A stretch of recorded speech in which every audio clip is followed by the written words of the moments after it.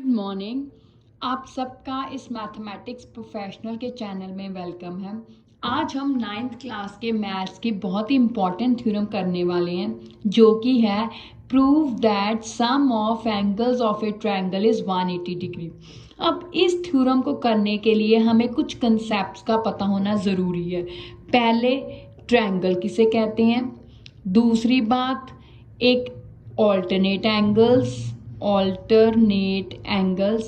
और तीसरी बात पैरेलल लाइन। इन चीज़ों का पता होने हमें ज़रूरी है। अब थोड़ी सी इन चीज़ों की बात करेंगे, फिर आगे इस थ्योरम के बारे में करेंगे। सबसे पहले ट्रायंगल किसे कहती हैं।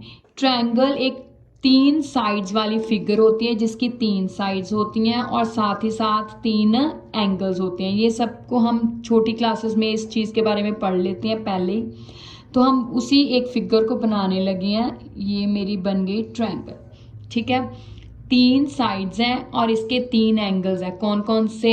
एक ये रहा, एक ये रहा और एक ये रहा। अब इसको हमने नाम दे दिया A, B एंड C, ठीक है। आ गया alternate angles and parallel line. Parallel line मतलब 2 लाइंस इस तरह, जिनका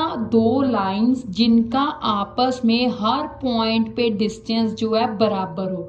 मान लीजिए ये डिस्टेंस 1 सेंटीमीटर है, तो यहाँ पे भी 1 सेंटीमीटर हो, यहाँ पे भी, मतलब हर पॉइंट पे जहाँ पे भी उनके बीच में डिस्टेंस, दूरी हम मेजर करें तो वो 1 सेंटीमीटर ही हो, उसे हम पैरेलल लाइंस कहते हैं। अब पैरेलल लाइंस के कंसेप्ट के बाद ही ऑल्टरनेट एंगल्स का आता है कि जैसे ये 2 पैरेलल लाइंस हैं और एक लाइन इनको काटती है, जो लाइन काटती है उसको हम ट्रांसवर्सल कहते हैं। अब ट्रांसवर्सल लाइन पैरेलल लाइन के साथ कुछ एंगल्स बनाती है, जिनमें से एक है ऑल्टरनेट एंगल्स। अब ऑल्टरनेट एंगल्स कैसे होते हैं? जैसे ये दोनों अंदर के हों लेकिन उल्ट साइड पे हों, लाइन के उल्ट साइड पे।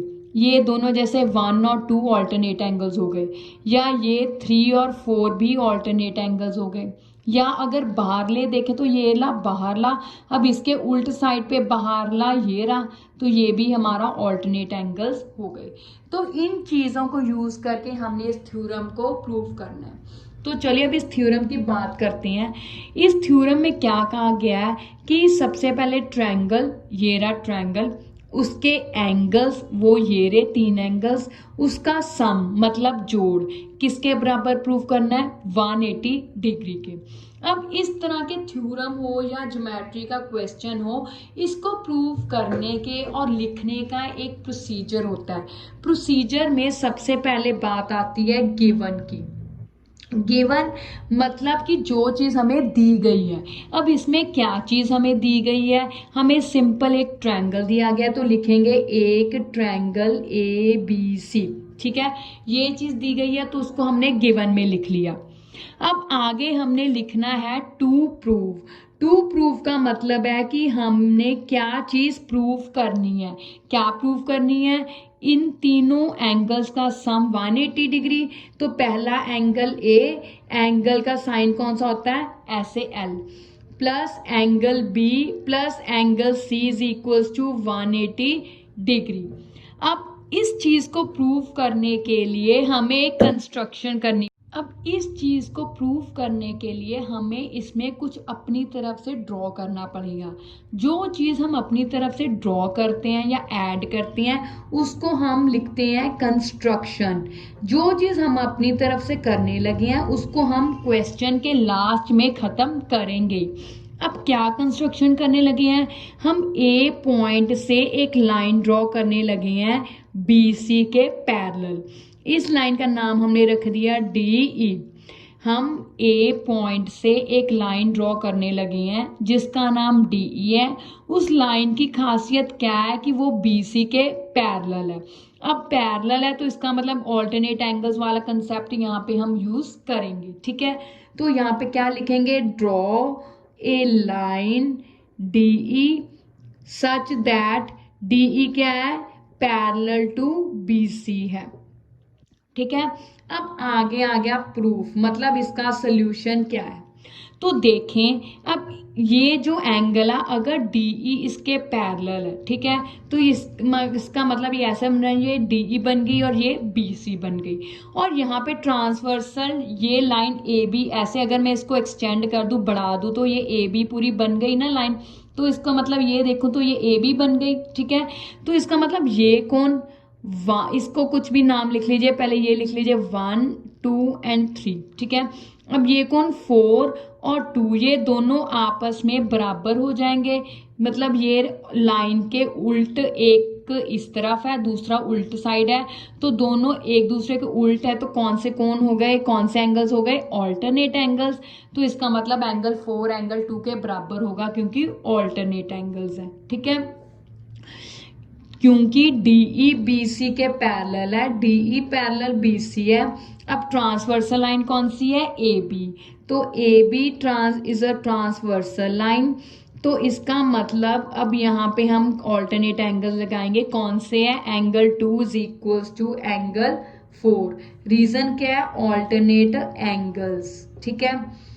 और हमेशा जब ऐसे अगर दो लाइंस पैरेलल हों तो हमेशा ऑल्टरनेट एंगल्स बराबर होते हैं। जो भी ऐसे एंगल्स बनते हैं चाहे वो ऑल्टरनेट हो चाहे वो कॉरेस्पॉन्डिंग एंगल्स हो, वो हमेशा बराबर होते हैं, ठीक है, अगर पैरेलल हो लाइन। अब फिर से दूसरी बार, अब इसको 1 नंबर में लिखने लगी हूँ।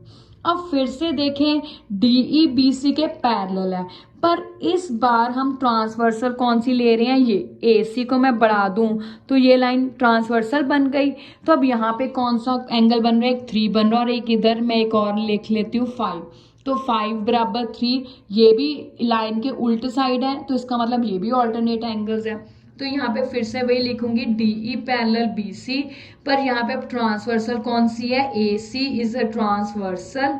तो यहाँ पे मैं लिख सकती हूँ कि एंगल कौन सा, अब पहले मैंने 2 एंगल लिखा था तो अब मैं पहले 3 लिखूंगी। अगर मैंने पहले 4 लिखा होता तो उसके साथ 5 लिखती, ठीक है। ये सीक्वेंस ध्यान रखते हैं। अब पहले मैंने ट्रायंगल के अंदर वाला एंगल लिखा ना इस साइड, तो इस साइड ही मैं इधर वाला एंगल 3 लिखूंगी। Angle 3 is equals to angle 5, क्यों, क्योंकि ऑल्टरनेट एंगल्स है, ठीक है। अब इसको मैंने 2 नंबर दे दिया।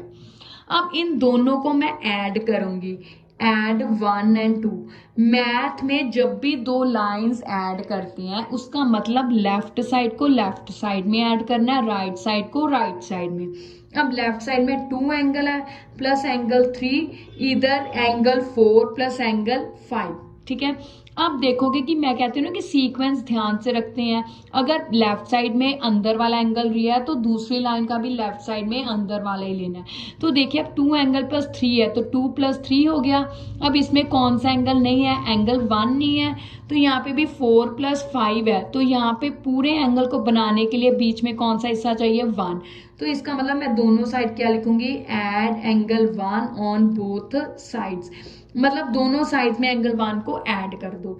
जब मैं ऐड करूंगी तो angle 1 plus angle 2 plus angle 3, इधर भी आ गया angle 1 plus angle 4 plus angle 5, ठीक है। अब देखो एंगल 1 एंगल 4 एंगल 5 ये तीनों एक पूरा एंगल बन रहा है, ठीक है। ए एंगल है जिसके ये 3 हिस्से हैं, एक हिस्सा एंगल 4 है, एक हिस्सा एंगल 1 है और तीसरा हिस्सा एंगल 5 है। लेकिन ये पूरा हिस्सा सीधी लाइन पे है। अगर आपने डी देखी हो, डी ऐसे होती है, यहाँ पे 0 डिग्री होता है, यहाँ से पूरा घूम के यहाँ पे 180 डिग्री होता है। मतलब अगर हम 180 डिग्री का एंगल बनाए तो वो पूरा स्ट्रेट लाइन बनती है। तो इसका मतलब ये स्ट्रेट लाइन है तो ये पूरा एंगल कितने का है, 180 डिग्री का है। तो यहाँ पे लिखेंगे because angle 1 plus angle 4 plus angle 5 is equals to 180 degree है। अब ये सारी चीज 180 डिग्री के बराबर है, तो इसका मतलब ये दोनों आपस में बराबर है। तो इसका मतलब angle 1 plus angle 2 plus angle 3 भी किसके बराबर हो गया, 180 डिग्री। यहाँ पे आप लिख सकते हो angle in a straight line. वैसे तो अंडरस्टूड है पर फिर भी रीजन लिखना है तो लिख सकते हो angle in a straight line, ठीक है। अब अगर angle 1 plus angle 2 plus angle 3 180 degree हो गया तो एंगल 2 का नाम क्या है, बी, एंगल 3 का नाम सी। अब एंगल 1 वाला नाम ए पहले हमने रखा था तो आ गया angle A plus angle B plus angle C is equals to 180 degree. तो यही हमने प्रूव करना था, angle A plus angle B plus angle C 180 degree. और देखो 4 और 5 हमने अपनी तरफ से लिए थे, वो हमने खत्म कर दिए लास्ट में, ठीक है। तो यहाँ पे आ गया हेंस प्रूव्ड, हो गया ना। तो ये बहुत इंपॉर्टेंट थ्योरम है 9th क्लास की, बड़े क्वेश्चंस में आती है, ठीक है। आई एम श्योर आपको ये अंडरस्टैंड हो गई होगी। अब आप इससे रिलेटेड क्वेश्चंस की प्रैक्टिस कीजिए। Thank you, have a nice day.